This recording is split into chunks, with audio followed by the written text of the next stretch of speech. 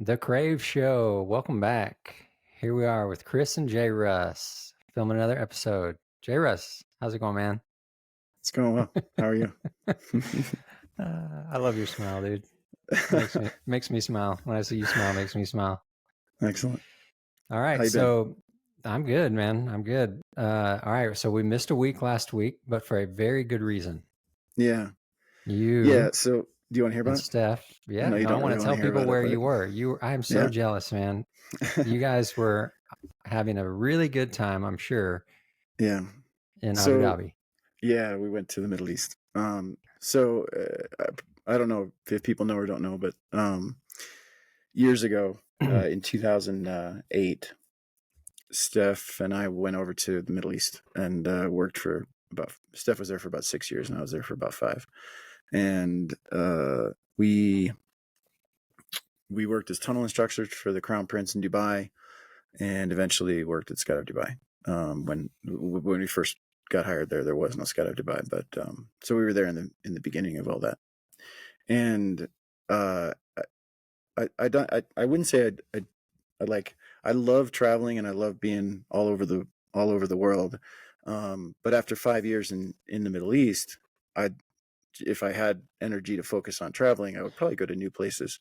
But when the big tunnel opened in Abu Dhabi, the big tunnel being the 32 footer, Steph and I organized a trip with, we thought it was just going to be our one trip there. It was going to be like, let's go try it out. It'll be fun. We took a bunch of friends, just rippers, a total of 22 people, um, some really good flyers, and we did great stuff, 22-way dynamic and moving 11-way pieces over the top of each other and around each other, and just really, really fun stuff. But probably the first 5 minutes I was flying in that tunnel, I came out and I was like, man, I don't know if this is the only trip. I think we might be coming back. And so this was our third year organizing a trip that the last 2 years have been more about like teaching, less, there's only so many times you can really organize a 20-way of really ripping people. Yeah. And so this trip was also more on the like teaching side. Yeah. A lot of So coaching. a lot of coaching. Showing people what it means to do an alley oop or a pancake or an infinity or a brodeo, or some of the kind of, they're not like revolutionary, they're just regular things in free flying. Yeah. But you can do 10-way infinities and 12. The tunnel is absolutely huge. So anyway, we posted that we were going to do that, and I think we had around 20 people join us. And our friend Kai Kai and then friend Andy Malchiotti came and worked with us as organizers. And when we posted that, some people at Skydive Dubai who we're still friends with, they came and flew with us, but then Skydive Dubai is trying pretty hard to get themselves on the map again. There was a big splash when we were there with our team kind of competing a lot, and then there was a kind of a demonstration team called Maktoum that put out a bunch of videos and just doing cool stuff in the sky and in the tunnel. And when that all ended in around 2013, 2014, when we left, it kind of came to an end, and it has been a little bit of a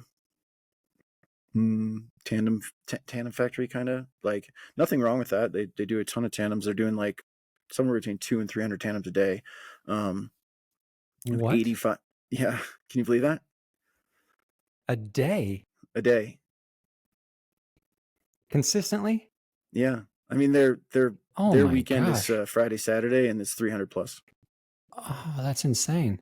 Insane. They have 85 full-time instructors. What? Yeah.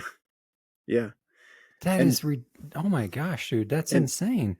it's on the regular weekdays, it's $700 for a tandem. And they're getting that? Mm-hmm. Oh my Every day. goodness. Yeah. Okay, Okay, I want to hear. I want you to keep It's going. I want to hear more. But if yeah. I went over there right now, if me and you went over there and we just wanted to do a fun jump, just the two of us, what would we pay for a lift ticket? They tell you no. Oh, they would? Yeah, they're not giving up space in the plane because on the weekends, like Friday, Saturday is the weekend in the Middle East, and Sunday's a work day. Friday, Saturday, Okay. it's $1,000 a tandem, and they're getting 300 tandems a day. What? You don't get a spot on the plane. No way. Yeah. I mean, I can't afford it. Well, The only no, way I I can get a mean, spot on the plane is to pay for two, and I can't afford it. I mean, I'd like, have to buy a tandem. so Steph and I do a lot of military work, and Yeah. a couple of the guys that we work with that are in the military said, "Hey, somebody said you know people in Dubai," and I said, "Yeah, I know, still know a few people." And he said, "Well, we went over there to try and jump over the palm, and they kind of told us to get lost." I said, Yeah, of "Yeah, man, course.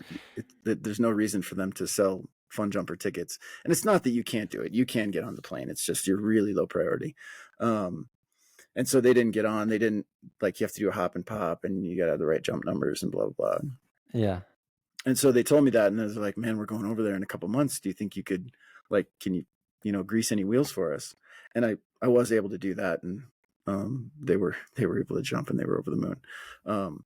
But yeah, it's $700 a tandem. They're not 2-inch That's freaking fun jumpers. crazy. Do you know what that like the math on that is crazy? I mean, $300,000 they're bringing in a day. That's that is insane. Yeah, yeah. Okay, Okay, so so I don't know what you kind of where had a were point we for your at? Where story, I were we think, in but that I'm not story? sure we got there. Oh yeah, so they've been a tandem factory for a few years now, and like they're still there's coaching going on, and but just not the Dropzone's not really organizing anything in terms of events. So when they saw her posting about doing the tunnel camp, the manager is a friend of ours from when we were there. His name's Moss, and then Greg Shelton is the kind of the general manager, also a friend of ours that was there when we were there, and asked if we would run a head down camp. So we did. We had I think 2 groups of 15 or 16. So not a tremendously big camp, but they're basically looking to establish a free fly school and kind of get back in the scene as far as sponsored teams and putting out interesting videos because they have the resources and the talent to do it. And so we did 3 days of jumping there, 2 days of the big wave camp, and then 1 day we jumped with kind of the staff that they want to be the free fly school, and eventually they'd like to have their own tryout camp over there for the head up and head down big waves. And they're kind of like there's some regional guys that are helping with the head up camp that's coming up. Omar, friends of ours, Omar and Yvonne, and then they're also trying to get on board right now for the being regionals for the 200 way. That's So cool. we're kind of It, trying to it sounds like facilitate that. it sounds like they might need some Crave content, maybe a Crave course or something. I don't know. Yeah, Maybe they need to bring us all over there and they did ask me about it. ask I you can't about remember what? Crave. I can't remember the What? context, but yeah. They were. Oh no, that's what it was. I said because the guys are looking. They're not sure if they're going to be a VFS team or like a Maktoum kind of like a Babylon demonstration team, Mm-hmm. and I said, well, if you guys start doing VFS, I would like to help, and if that's the direction you go, then I can certainly help a lot with that. And then we put out these videos on which we did. We put out videos when we were in Dubai, and then we've put out videos since about kind of VFS techniques, and they're free to anybody. Just Mm-hmm. Steph and I felt like we just had a tremendous opportunity in Dubai, and we both love VFS, and we wanted to share it with people. So Yeah. we just made those available. And when I said, "Oh, we have some videos available," the guy said, "Oh, is that the Crave stuff you guys did?" What? Yeah, yeah. They knew about Crave? They did. Dude, that makes me feel so awesome. What the Yeah, heck? the That's guys in so Dubai. cool. Yeah, so That is so awesome. you're international.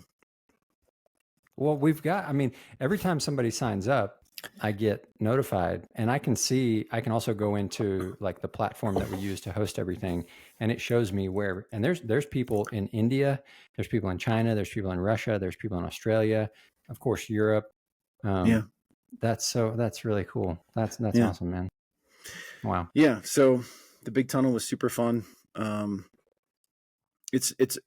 There's an interesting side story that the lead instructor there is a woman named Hinda.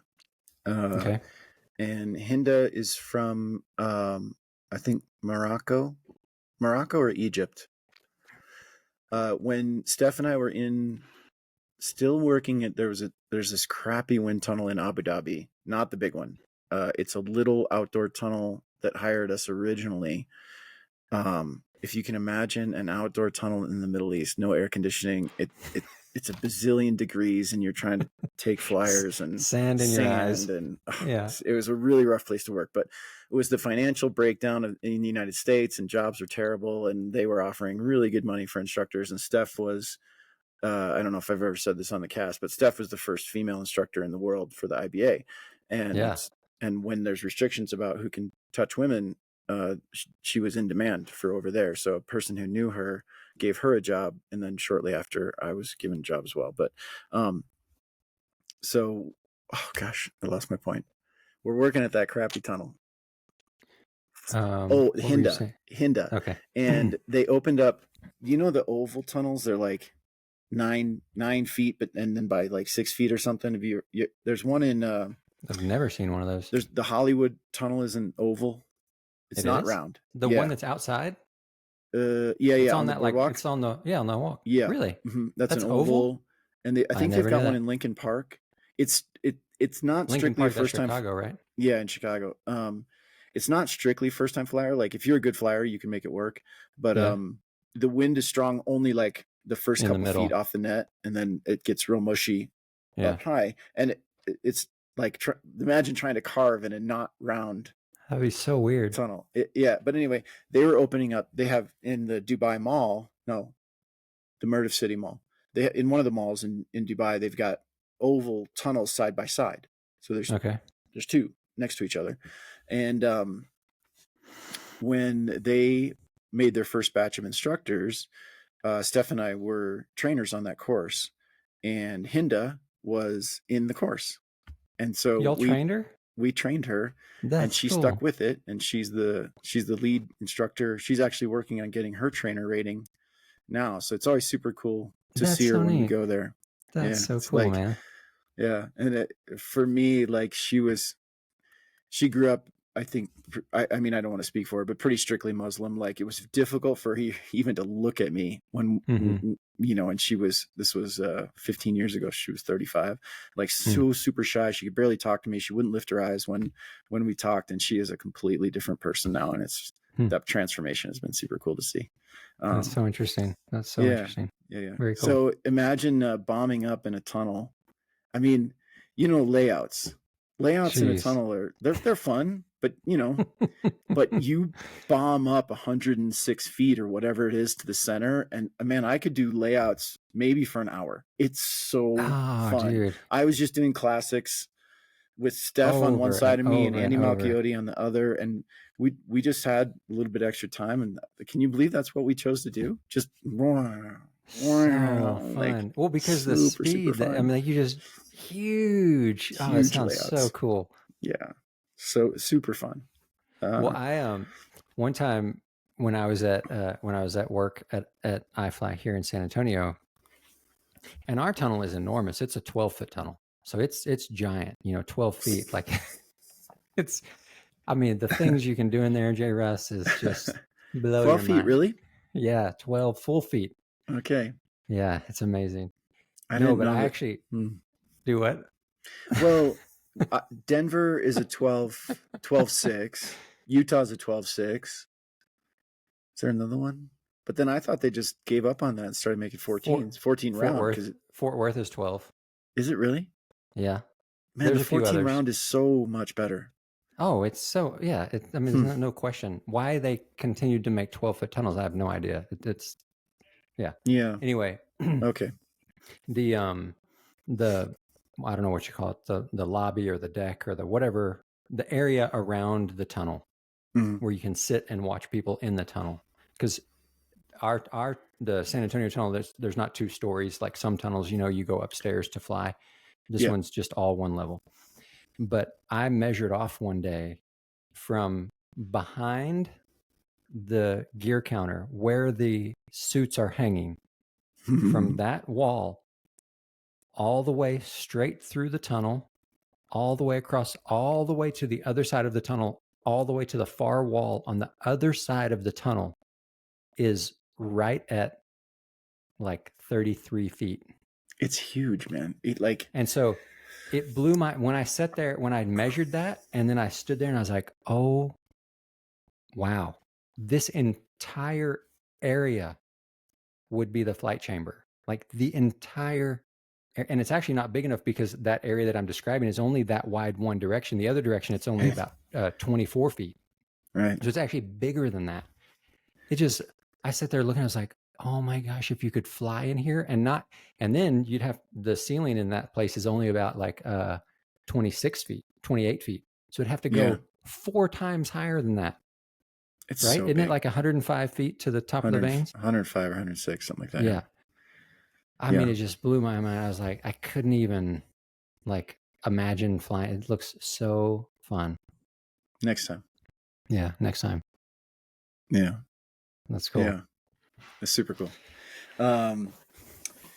Yeah, it's been I don't know how much international travel that people do, but boy, it's been well, I don't know if this the second day or third day we've been back.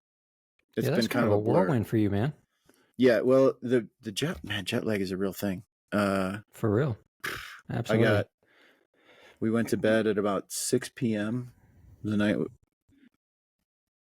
we got home, and then we both woke up around 1. And just 1 a.m. It's there time you are. to get up. Hey, and how's it going?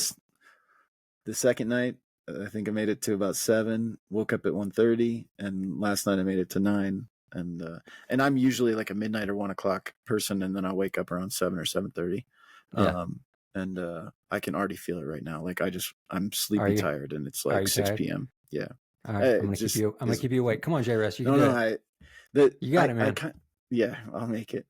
I'll make it through the podcast. I kind of like over the years, because it's been a lot of years of international travel. I basically decided that when I'm tired, I'm going to sleep, and I don't care what time of day it is, because there were a bunch of times where I was like, no, I'm going to push through this. I'm going to have coffee or do whatever, and then I pass through the part where I'm sleepy, and I'm back to the part where I'm awake, and I'm just a zombie. Then I didn't get any sleep at all. So yeah, if it happens at 7 o'clock, I'm going to bed at 7. I'm just so I can get some sleep. But, and I wanted to tell you too, another military friend of mine, a guy that we work with, John. I don't want to give up too much, but John's pretty generic. He wrote me a text a couple of days ago and just said, "Hey man, I really appreciate the podcast you guys had about trying to change the culture of cutaways." He's like, because I've seen it at my drop zone, and it sucks because you start armchair quarterbacking people, and they get all down on themselves, and be just way better to try and build them up. Like, hey, you did the right thing, and you're still here. So, that was just because for both of us, I think we never know how many people are listening. There's sometimes you might get those metrics, but I'm like, oh man, cool. Somebody listened to our podcast. Yeah, that's awesome. Well, you remember last podcast we were talking about landing pattern, and sometimes not setting the direction, like the landing direction, until the first person into the pattern. Remember we were having that discussion and we were talking about all that. Well, so somebody commented on that episode saying, and they said, I'm a newer jumper. I don't have many jumps, but I'm confused because it sounds like you guys are saying that you don't need a landing pattern. And that's confusing. Like, why would you do that? That sounds very dangerous. That sounds chaotic. I don't understand. That doesn't make sense to me. Like, can you guys please clarify or whatever? And I was so glad that they gave that comment. So I just actually, I put together a video where I just kind of explained what we were saying, and that we were talking about, not the landing pattern. The pattern is, downwind, base, and then final. And it's either left turns or right turns. And that's the pattern. But I was saying, we're differentiating the final approach. That is what we were talking about, that you don't set the final approach, that direction of landing, until the first person in. And really, we were only talking about drop zones that experience shifting winds throughout the day, like those variable wind directions throughout the day. And so I just made a short video and put it on YouTube, and there's been some comments and quite a few views.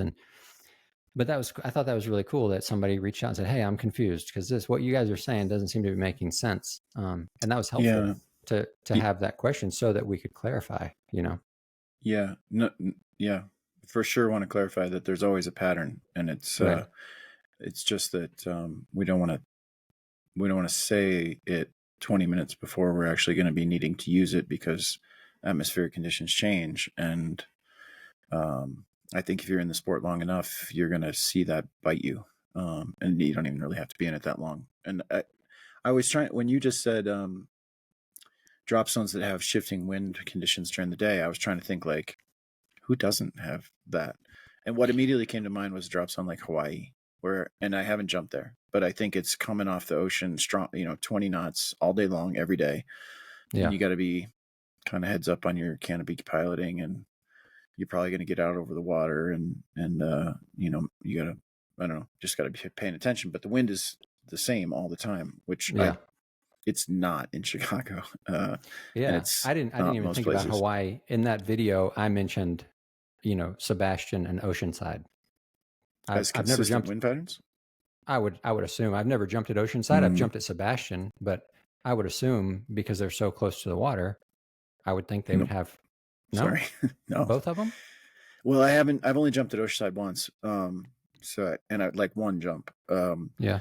But jumped to Sebastian a lot, and it's not consistent. The winds change there a lot. I've only jumped there a few times. Well, it was over a period of a few days, but we didn't jump a lot. Yeah, a lot, all the time. Really? I mean, throughout the day. And, yeah. Interesting. Yeah. So, I mean, there's a good, and hopefully the video that I posted was hopefully it explained it clearer than, Yeah, I thought we were pretty clear in the podcast, but that's fine. It makes me want to watch it again just to see how that could have been confusing, but yeah, glad it got cleared up. Well, and they were newer, younger jumpers, so it may have been some of the terminology or the way we were phrasing things they might have been a little unclear on. Yeah. Cool. How is tunnel work lately? Enjoying it? I actually worked the other day. I'm on call, so I only cover like shifts here and there. I only work. That's it? Yeah. Okay.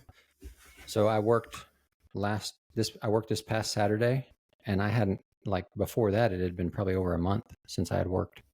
And then I'm going to work coming up, I think this coming Monday. Honestly, like this, where it's just on call and I'm working so rarely, like so sporadically, it makes it like I look forward to the shifts. Like I really look forward to them. Cool. And part of that is because the team that's up there, they're great guys. They're fun. I mean, the CSRs, the people up front are really fun and cool. Like, it's just a great group of people. So I'm always excited to get to, like, that's my excuse to get to go see those guys and hang out with them and laugh and cut up and just goof around, and then I get to get in the tunnel and coach and play and have fun. So it's pretty great, and it's not a job. Like, I'm not depending on it for income to take care of my family. So it's just like, I get to go have fun today. It's cool. So we were wrapping up we had just had the last session in the tunnel, and one of the people that attended, she was an unlimited jumper at Chicago last year or 2 years ago. And she's like, man, I just realized I got to go back to work tomorrow or 2 days from now or something like that. I just smiled and said, this was work. What a world. Yeah. Are you jumping in Texas all year round? Yeah, usually this winter, man, it's been difficult to get in the air. The wind, we always have issues with wind in the winter. Like, usually that's what it is, more than either, overcast and cloudy and wind. Like, usually it's pretty rare that it's so cold we can't jump. It does happen, but that's not usually why. And so every time I have a chance where I'm like, oh, I think I can go jump, on Saturday, or I think I can go jump on Thursday or Friday, whatever. It's like the winds are just crazy. So I haven't been getting to jump very much lately, but Yeah, we usually jump throughout the year, all year long. We're like through, what is it today? The 25th. So we're like 3 weeks away from heading back to Chicago for the summer. Pretty excited about that. Yeah. Yeah. Start jumping again full time. Dude, I'm excited about Summerfest. Yeah. It's going to be great. Yeah, we're going to have fun. Hey, okay, real quick. I'm sorry. I just thought of this because I wanted to make sure and say something at the beginning of the episode. Okay, this is for the audience members. Sorry, I got to take Go this. for it. Answer it, man. Okay, I'm sorry. I'm going to mute you and I'm going to talk to the. Hello? All right. So JRuss had to take that call. He's got some stuff going on. If you are in the audience listening, this is a request for help. With Crave right now, we have literally terabytes of video content. And we are right now, we're in the process. I have someone who's working with us, who's helping us. We are trying to catalog and index all of our video content. And it is hours and hours and hours of video, from courses, from marketing stuff, from tutorials, interviews, podcasts, all sorts of stuff.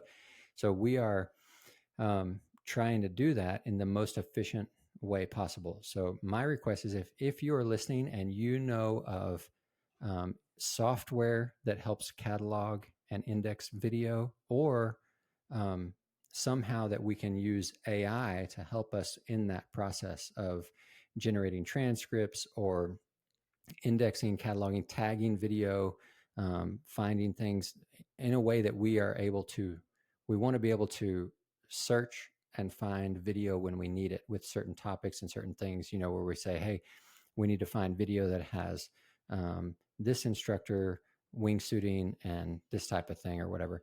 So if that is your field, or if that's something that you know about, please send me a message, Instagram, Facebook, YouTube, leave a comment, whatever. Because that's a huge project that we're trying to do right now. And that would be a big help to us. So if you know of any way to do that efficiently and effectively and quickly, that would be really great.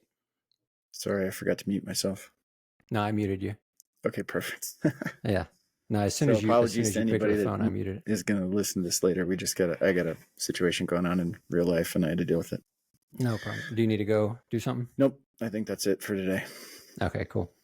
I was just telling them, I was asking the audience for help. We're trying to go through all of our video footage because we have, terabytes of hours and hours and hours of footage, whether it's from courses, from marketing content, YouTube, all the stuff that we do, podcasts. And we're trying to catalog and index it and tag it so that we can search it. So like if we wanted to, find video footage of JRuss and wingsuiting, or JRuss and landings, or whatever, anything that we want to search and tag. Right now, it's very difficult to find specific types of footage. Yeah. But so I was asking the audience if they know of any software that helps do that, catalog and index video, or AI, because there's some AI stuff available now that actually can, just like facial recognition for photos, there's some stuff for videos. So I was just asking for help with that. I was listening to a podcast today with Tucker Carlson. Do you know who he is? Mm-hmm. He had some wild ideas about AI. Basically, that we're going to be slaves to the computers and we need to kill those projects immediately, which I don't think is going to happen. But I don't know. Did I mention the AI thing that I heard on a podcast? I don't think so. You might have remembered. So the two podcasts I listen to most are Joe Rogan and the Huberman Lab, and you know those. Yeah, everybody knows Rogan, but Huberman, I think a lot of people know who he is. Andrew Huberman, he's awesome. He's so cool. He's great. His voice gets a little bit puts me to sleep. It's just always the same. And I want him to throw in a little bit of flavor. Like he's monotone or something? I've never noticed. He's not monotone, but it just he seems like kind of I don't know, there's just not enough variety in his talking. It Okay. always sounds kind of the same. Anyway, but one of those podcasts was a guy, he was in his 70s, I think, maybe 75 or 77. And his full-time work is to understand developing technology, which I think is awesome for somebody that age. That's your job, to understand technology. And then he said a couple of things. There's some podcasts that I need to listen to multiple times because it's so insane. There's so much information, but I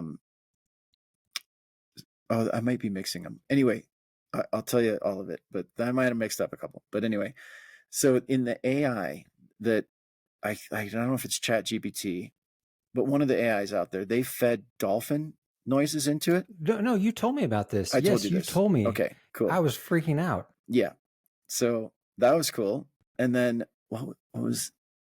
Well, tell it real quick in case people didn't hear the last episode where you talked about it. Say what it is. They fed dolphin noises into the Chat GPT or AI, and they're also called large language models, and it's just analyzing information. Mm-hmm. And the AI spit back that the dolphins are speaking to each other in a language of their own. They're calling each other by name, and there's different dialects with different pods, and it's just insane. And then the AI has learned to lie to human beings, which is also that's what I forgot about that. That sometimes it can get to the point quicker if it lies. Yeah, that's crazy. That is crazy. I think it was the Huberman Lab. This 77-year-old guy said, and you can stop me if I love these stories, so I tell him and then I forget who I told him to. But his thing is, if he's like, I'm whatever age he was, if I can make it 5 more years, that medical science, it will advance to the point where I will stop aging. No, not in 5 years. No way. It's his job. No way. Okay. And he said 5 years after that, I can start going backwards in physical health. No way. Okay. No. Go ahead. Well, it dovetails kind of with a podcast that I heard years ago called Intelligence Squared. Have you ever heard that one? No. I'm like stomping for these, other podcasts, but Intelligence Squared is just take any question. Was Barack Obama a good president? And they get 2 people that say yes and 2 people that say no. And all 4 of them are just so overwhelmingly qualified to speak on that topic, whatever it is. And so there's it's to a live audience. They have a poll beforehand. Do you agree? Do you disagree? Are you undecided? And the side that swings more votes to their side, doesn't matter how many total they have, but if they convince more people, they win the debate. Okay. And so I've listened to a ton of them. There's been so many good topics on there. And one standing out right now is, how do we ethically deal with a population that's living to be more than 300 years old? What do you mean? This was probably 4 or 5 years ago. I listened to this podcast. The premise is we are going to start living to be hundreds of years old. And how are we going to ethically deal with that aging population? Like, you can't retire at 65 if you're going to live to be 300. How do we, what are our systems going to look like? What does healthcare look like? Population control? How do we deal with those questions? And none of these 4 people who are, again, super qualified on this topic, none of them, they all took it for granted that this is a thing. In fact, all of them agreed the first person that was going to live to be more than 150 has already been born. What? And yeah. And I'm telling you, it's coming. And dude, but not in 5 years. I don't know. I just can't. But 5 years is not that long. On what basis do you say that? Yeah, I know. I mean, just purely my own biases. That's all. Yeah. Nothing but special. Think about the marriage of artificial intelligence on some of the most intractable problems that we have. And if you look at aging as a disease, I mean, AI is going to address a whole bunch of things that we currently, think about all the information that exists around the world in human beings' minds or on the internet that you just don't have time to filter through. But AI has the time because it happens so fast that it is going to know everything that humans know all at once. which is, I mean, it's I mean itself a little that's crazy. that's a good argument. That's a good Yep. that's interesting. Yeah. And you know that one of the main, and I'm so out of my league here, but I am interested in the topic, so I have read a little bit. But at the end of your chromosomes or genes, I think it's chromosomes, but at the end We of don't one know of what them, we're talking about. there's a cap called a telomere, and each time that the genetic material reproduces in a cellular division, that cap gets shorter and shorter and shorter. Mm. And so it's like it's one of the hallmarks of aging is the Okay. caps of your telomeres. Okay. And with understanding the full picture as far as aging and the ability to use a technology like CRISPR, if you're familiar with that, to go in and at a cellular level, change your genetic code, and we I stop mean, aging. that's crazy. I actually have a friend who he's a medical doctor, Mm-hmm. researcher, and the place he's my friend because we worked together at iFly. He was a flight instructor at iFly, but that is like his main research project that he's been working on for years and years is like anti-aging type stuff. Like that's what he is always working on and researching and experimenting, doing all sorts of stuff. So whenever I see him, I'm like, hey, have you anything? You figure anything out? Anything? You got anything for me? Yeah. Like, what can we do, man? I mean, there are so many interesting things to talk about just in that subject. Yeah, Would you want to do it? sure. Oh, would I want to what? Would I want to do what? Extend your life. Sure. Yeah. Why not? I mean, Mm-hmm. wouldn't you? 100%. Yeah. Yeah. Of course. I I mean, think, I do it already when I take medicine, when I take vitamins, when I exercise, I'm already trying to do it. So why wouldn't I? yeah, Yeah. I think of like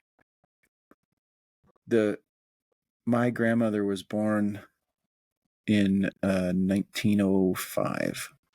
Okay. She's gone now, but she Mm-hmm. lived to be 95. Okay. And the Model T came out in 1904, and the Okay. beginning, kind of the Industrial Revolution is happening, and so many rapid changes in society. But I mean, imagine that 120 years ago was the first car, and we're seriously talking about colonizing another planet 120 years later.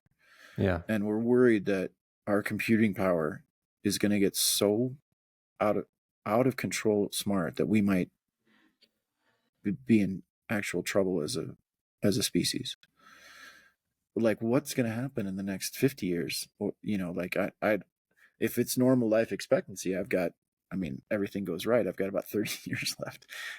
But if I could have 200 more years, God, what would happen in that time? It literally boggles the mind to think about Yeah. where we could go in the next few hundred years. And I'm not even kidding, and I don't want to get it too deep into conspiracy theory, but I want so badly for there to be aliens that come to visit us, and so I want to see that so badly. And so all the the proliferation of UFO stories it's just got me peaking about, That's hey, funny. what's the Dude, next 20 years? I just want the anti-aging stuff to come through so my back and my shoulder can stop hurting. That's all. Just Yeah, help me out yeah. right there, man. Come on. I tweaked my shoulder a little bit on the skydiving in the Abu Dhabi or the Dubai skydiving, and it's still In the tunnel or in the sky? no in the sky. We did a like a double. Do you know what an infinity is? An infinity? No, I guess not. Yeah. So imagine you've got an 8-way, and Okay. in your 12-foot tunnel, and It's easy to do. so That's easy to do. you build a round, Yeah. and you break it, so that there's. So I reach over, say, with my left hand to somebody else's left hand, and then a right hand goes underneath our grip. And so we're all starting head down, and I reach over the top, and then so the net's here, And so we're going to flip half the formation. Oh, okay. So we kind of square up 2 and 2. These other 4 don't really do anything. And the 2 of us, the guy that's in my right hand, we go through our backs, and the other 2 across from us go through their belly. So our 8-way, it looks like the infinity symbol. Mm-hmm. And then you flip half of it, so that the 4 are now in a sit, and the other guys are still head down. Okay. That's an infinity flip. Gotcha. Hopefully I explained that in a clear way.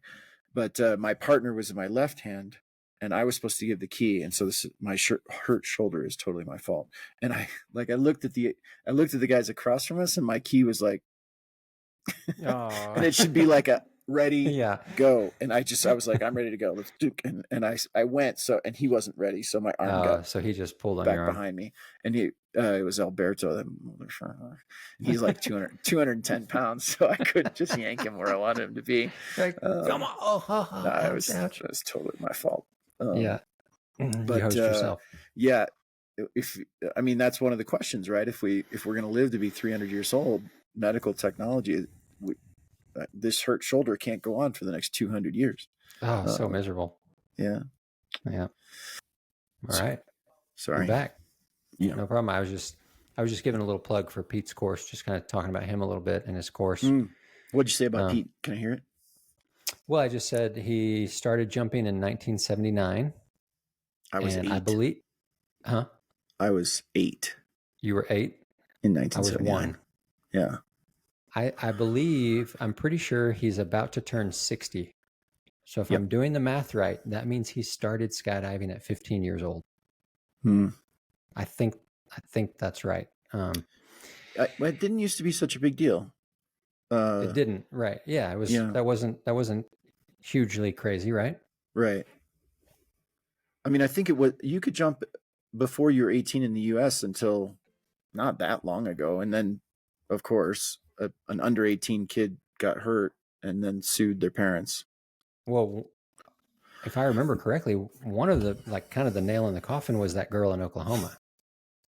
That she was 17, I think, or 16. I think it was her 16th birthday, and she went to jump, and I can't. What year was that? It wasn't that long ago, and the drop zone that she went to in Oklahoma, they did static line for AFF type jumps, and so she did a static line and had a malfunction and wasn't able to deal with it and went in. And I think there was probably already some stuff happening, and I'm sure there's stuff I don't know about and part of the timeline that I'm unaware. But I think that was kind of like, from what I remember reading, that was kind of the final straw. Where it was like the USPA was like, all right, no, this is ridiculous. We're not doing this anymore. And I was just saying Pete's course. Pete, his course, we're actually struggling to come up with a title for the course because he covers kind of a broad range of topics. He really just talks about, he just shares a lot of wisdom. 45 years of skydiving all over the world. So much experience, so much knowledge, and just the things that just the amount of progression and what he's been a part of and what he's seen, he's learned so much. And so he shares all sorts of just really, really good information. It's like everything he says is gold, So we're kind of struggling to come up with a title for the course, but something like, a guide to progression or something like that, because he talks a lot about how to go from getting your license to being a part of the skydiving community and being a part of your drop zone and going to other drop zones and progressing and learning and pushing yourself and being a part of, the community and teams, all sorts of stuff. Just really, really good content. Yeah. I don't know. I don't think he has double my jump numbers, but he's got just a lot of 40,000 jumps, 38,000 jumps, something like that. Well, when we filmed the course, which was quite a while ago, he was over 36,000. So I wouldn't be surprised if he's closing in on 38,000 right now. something like It's a that. trip to me that, like, if you don't know Pete, I mean, there are a lot of people in my life that I can say, man, they're a really good guy. They're really nice people. They're or nice girl, woman, whatever. But I mean, Pete is just at the far end of that nice spectrum. He's such a great dude, and when you talk to him, he's got such a mellow but confident way of speaking, and I mean, it's fantastic. Every time I talk to him, he's got that little British accent that he's lost a little bit of because he's all over the world all the time. Yeah. But man, just such a nice dude, and for that level of knowledge and experience, and he's a pretty grounded, pretty down to earth guy. Yeah. I And love a very seeing him. very Yeah. humble guy, like very just kind, peaceful. Yeah, he's neat. Yeah, I'll be looking forward to that course for sure. What a wealth of information. Yeah. Yeah. Yeah. And that's part of my hope for Crave too, is just obviously there's no way we can get all of his knowledge and everything out of his head in a 2-hour course or 2.5-hour course, however long it ends up being, but just that we can record and document and archive at least some amount of knowledge from all these people, all these skydivers. I mean, for posterity, like that. Yeah. I mean, that really is valuable. All the experience and knowledge and information. It's so good, and to have that and to be able to access it, it's really cool. Yeah, I couldn't agree more. Whew.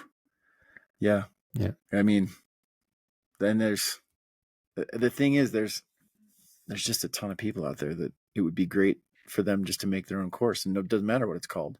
I mean, it could be the Pete Allum course, Yeah. and nothing more than that, because what do you really need to call it? Yeah. Yeah. Yeah, that'll be a good one. Man, I haven't seen him in a while. Hopefully get to catch up with him soon. I used to see him all the time at competitions, but I don't know if he's competing as much as he used to. Okay. Yeah. Yeah. So Cool. When you said 6 or 8 weeks and it's coming out? hopefully, yeah, we're working on it right now, getting it cleaned up. So hopefully it'll be soon. Cool. So, as far as, let's talk about Summerfest a little bit. Okay. Do you have travel planned?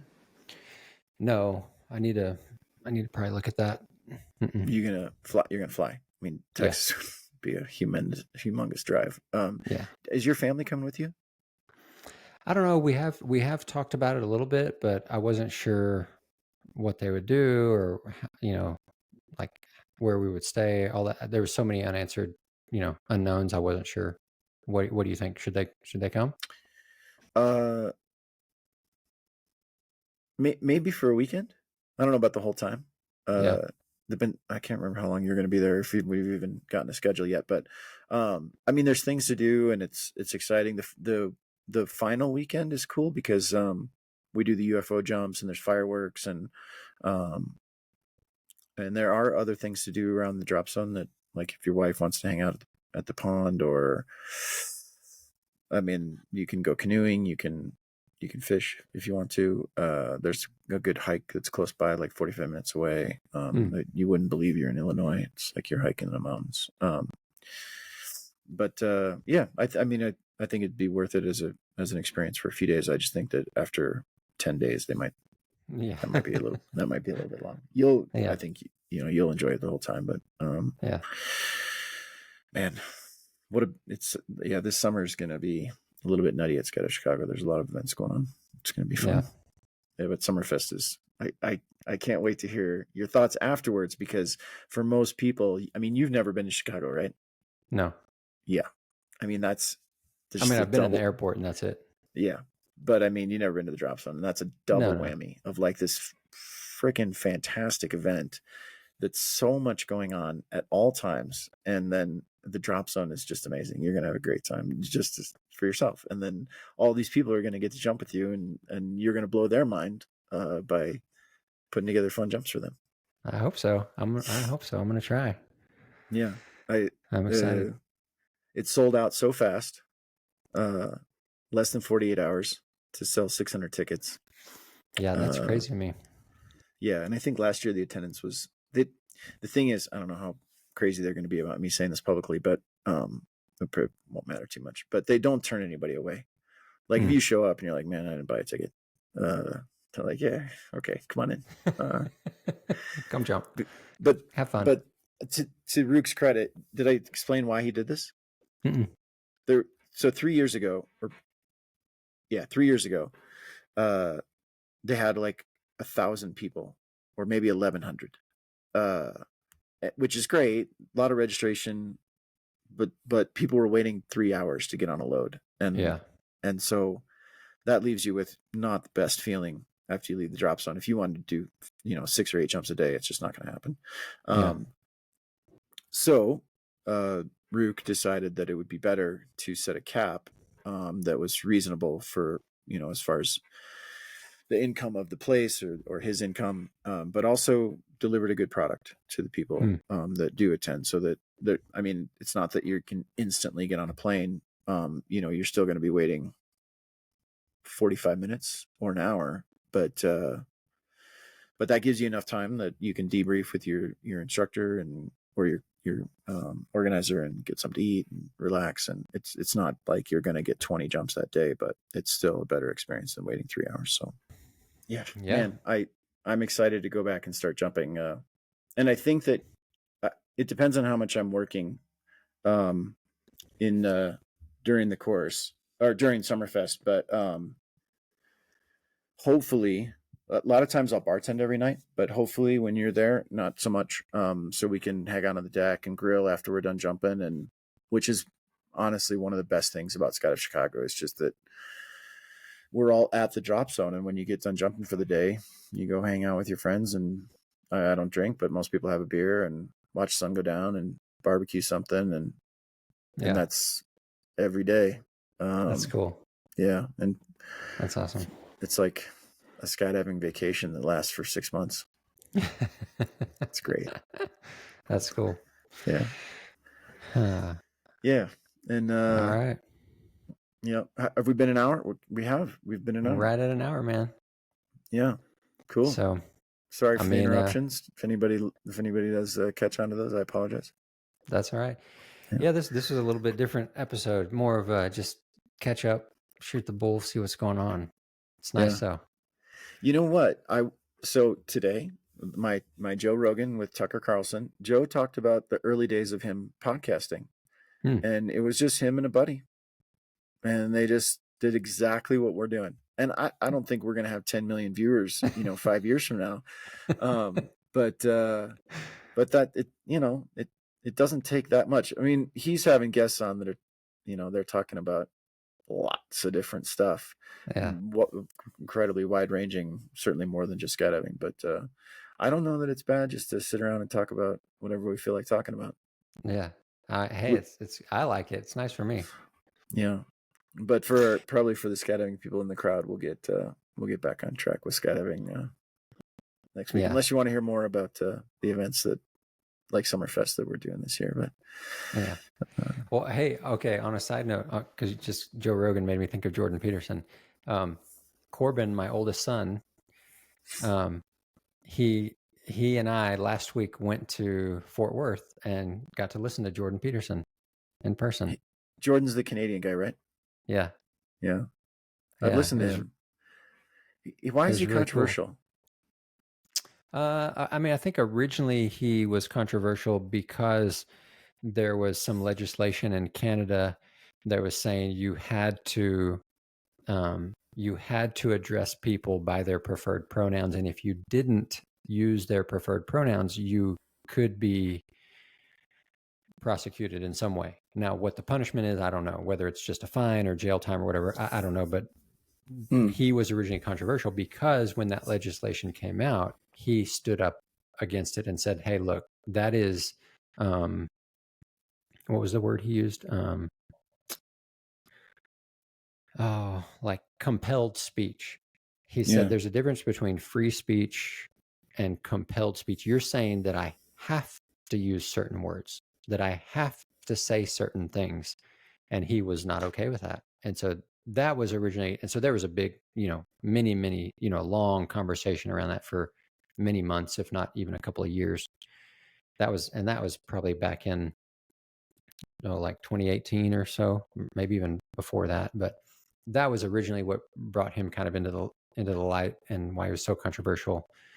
And then since then, I'm sure there's lots of other things, but I think most of the stuff he says is not actually that controversial, really. Most of it. He's a clinical psychologist, and so. And he was on Rogan, and I didn't find anything that he said in any way controversial. Although, I mean, we'd be opening up a really big can of worms to dive into what you just talked about, but I'm still. You want to talk about it a little bit or no? Sure, whatever, man. Yeah, Well, go for it.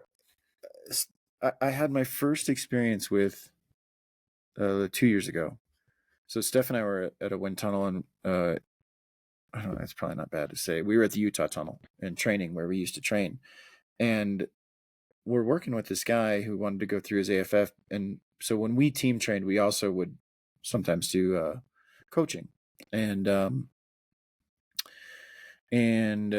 we were working with this guy who wanted to go through AFF, and what both of us thought was a woman was there with him, and they're clearly hanging around together in a way that doesn't look like brother and sister. And she's going to do, I think he bought 15 minutes, and she's going to do 2 minutes, like just to try it. And he's going to do the other 13. So, but for some reason, they broke it up into like 10 minutes and 5 minutes. And anyway, so she goes in to fly, and I mean, she's got breasts and a female figure, and she got out of the tunnel, and she said a few things to him, and clearly looked excited, and she's de-gearing, and he comes over to talk to us about his remaining time. And Steph said, how did she like it? She looked like she liked it. And he's like, no, not she, they. And I was just kind of like, all right, man, you lost me. Like, I don't want to be insensitive to what people want, but I think snapping at somebody for doing what has kept you alive for billions of years, which is taking in information about the thing that's in front of you and assessing that somehow in your brain and making sense of the world that you look at, that's a fairly normal thing that people do. And if there is a normal thing. And so snappily correcting somebody for doing what comes naturally to every single human being alive, I was just like, man, you lost me. And I can't possibly imagine legislation going through in this country telling me that I have to do something, like I have to speak in a certain way. That certainly sounds totalitarian and not a democracy. Yeah.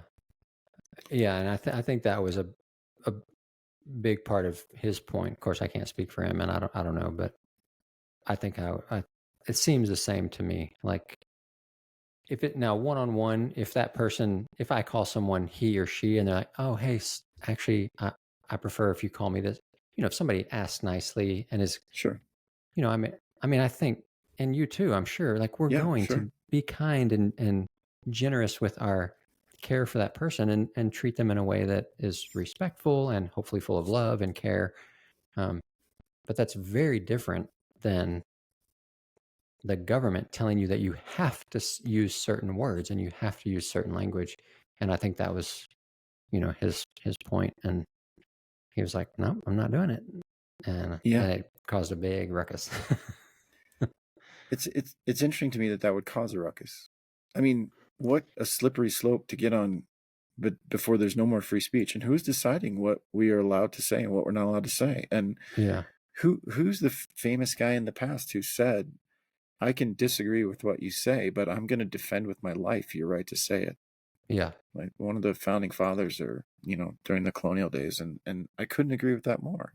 And that's almost, I'm not going to say every single soldier, but most soldiers, that's what they're doing. They're fighting for our right to do what we want to do, even though probably we're not doing what they would do, I mean, I'm sure there's plenty of soldiers that fought that aren't Christians, but yet they're fighting for my right to be a Christian, to worship, to go to church, Yeah. to pray in public, to do all these things that I want to do.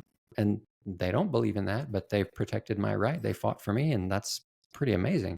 Or Muslims or Jews Or yeah, or absolutely, Catholics or absolutely. whatever. Yep, That's the whole sure. point. You can be who you want to be. I don't know, like, and I think that, I don't know if we've talked about this, and again, this is getting pretty far out there, but I used to feel very liberal as a human, or in the spectrum of what I understood as far as conservative and liberal. And I'm not, I have no idea where I belong on that spectrum anymore, because there's so much stuff going on that kind of stuff included, where I'm just kind of scratching my head, like, how are we on both sides, the right and the left, how has it gone so crazy? And it makes me think back to, when Nixon won his presidency, he campaigned on the silent majority.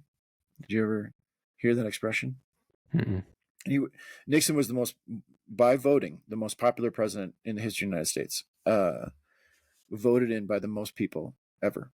And I think he was right. There was a bunch of craziness going on then as well. And it was the people who were just kind of sitting back and scratching their heads, that they're not the lunatic fringe. They're just regular people trying to get through their lives that don't need the drama and the nonsense. And not that people's pronouns are nonsense. It's just, it shouldn't be forced down your throat. It should be exactly what you said. If I interact with you as a human being and you say, hey, look, this is the way that I prefer to be called. Like, my full name is Michael Jason Russell, and I prefer to be called Jason because for some freaking reason my parents decided that was going to be my name. And that, if you call me Michael because you saw my driver's license, I'm going to say, hey, it's actually Jason. And that's, like, if you keep calling me Michael, I'm just not going to, like, it won't register, and you're not going to get the response that you want. But I prefer to be called Jason. And I don't think that's incredibly dissimilar to someone saying, hey, just, I'm a she, or I'm a he, or I'm a cat, or whatever people want to be. And that's totally fine. But yeah, the government telling me I have to do something, like I have to speak in a certain way. I mean, that's a weird world to be living in. Yeah. I think. Yeah. I'd have to agree with Jordan. Yeah. Not so controversial in my mind. Yeah. So anyway, it was cool. We got to go listen to him, and it was fun. It was really cool. Just he's my oldest son, and so it was his 20th birthday. So just the two of us getting to be together and drive up to Fort Worth, hang out together, and then we were going to stay with some of my family up there, but we just decided that night after it ended at like 10:30. We were leaving the arena. I was like, hey, you want to just drive back home? And he's like, yeah, let's do it. So we drove. It was like a 4-hour drive. So we drove back, got home at like 3 a.m. But it was cool because just like me and him, it was really special. Just like a nice memory. The two of us listening to music. He's like DJing the whole time, and he drove a little bit. I drove. It was just really cool. It was fun. Man, that sounds awesome. And I mean, I mean, I'm not a parent, but I imagine there are some really cool times of having kids when, like our old teammate Johnny had a child, Juniper, and we've stayed with him a few times when we're in Eloy for work, and she's starting to talk. And I mean, like, there's sentences coming out, and that she's her own little human being. And and just that transformation of, like, where is this stuff coming from? And that this is just the perfect proof that she's her own being. It's not stuff that came from Johnny and Megan. It's her being herself. And that's a crazy time, and then it's so neat. Yeah. Another friend of mine, Val, she's not a skydiver, has a 12-year-old daughter. And this 12-year-old recommended a book to me last year. It was one of the best books I've ever read. Really? Like, I cried a little bit at the end. It was such a good book. That's cool. And just, just having a 12-year-old recommending really books to me was super cool. And then to have this, where there's philosophy and, all the stuff that Jordan's going to talk about, and your son's at an age where you're going to have a meaningful conversation about the things that you both just heard. And maybe he took it in a way that's different from what you took it, or he has different ideas about Yeah, just Yeah, and some. that's what, like, specifically with that son. His name's Corbin. He's the oldest. He just, his mind is so amazing to me, and that's exactly what happened. We had just great conversation the entire way home. Not, I mean, there was a little bit of time where he took a nap, or we're listening to music, Sure. goofing off, but I mean, we had such good conversation, and it's so fun for your child who is now growing up into a young man, like sharing things with me and providing insight into a topic or a subject of things that I was like, oh wow, I never thought of it in that way. And like he's teaching me things, and like what, it's just so cool. It's really, really neat. And then like my youngest son, Solon, he's 11. So not every night, but a lot of nights, he's like, Dad, will you lay with me? When he's going to bed. And so I'll go get in he has a bunk bed and he sleeps on the top bunk, and I go climb up there with him. And like last night we're laying there. I'm like, okay, I'm going to go get in my bed, Solon. I'm going to go to bed. He's like, okay. And then he's like, oh, Dad, I bet you can't tickle me. And so of course, then we spend the next like 15 minutes of me just like tickling and wrestling and laughing and goofing off. And it's so fun. Like, and he does it, especially when like I haven't shaved in a couple days. And so then I'm like kissing and blowing on his neck, and he's just cracking up, like laughing so hard that he can't breathe.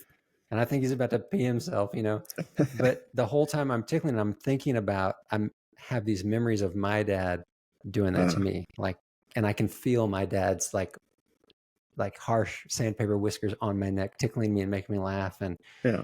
it's so cool. It's really fun. Awesome. Not skydiving related, but no, really cool. Well, I mean, this wasn't really a skydiving show, so Yeah. I think that's perfect. Yeah, it's fun. Good way to end.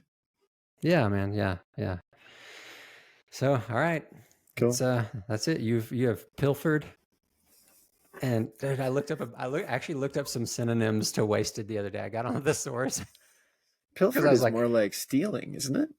Oh, is pilfered? Does that mean steal? Yeah. Does it really? Uh-huh. Oh man, I looked up some words and I forgot them. So yeah, but you've done it. You've wasted another perfectly good hour. Right, JRuss? Hour 15. Hour 15? Now I'm going to cut some of this out while you're on. Oh, yeah. Hour and 10. Yeah. No, cool. But thanks for listening. And yeah, man, we're just thankful for the audience that we have, for the positive feedback. Hopefully this is enjoyable to everybody else, not just the two of us, that people are getting something out of it. And I think just to remind people, like, because we do occasionally get personal feedback, but I think Chris gets your feedback. So if you guys have things out there you want us to talk about, or things that we've talked about that, like you said, somebody didn't quite get the message in the right way, like, let's talk about it again. Yeah, we would love that. We would love that. And if you have, I mean, we've tried it before, and we'll keep trying it if we can. If you want feedback on specific skills, things that you're trying to learn, things that you're trying to get better at, maybe you have a video of yourself doing something in the tunnel or in the sky, and you're having a hard time with whatever, man, send it to us. Send us the video. We may not play the video live on the show, but we can definitely talk about it and give some feedback.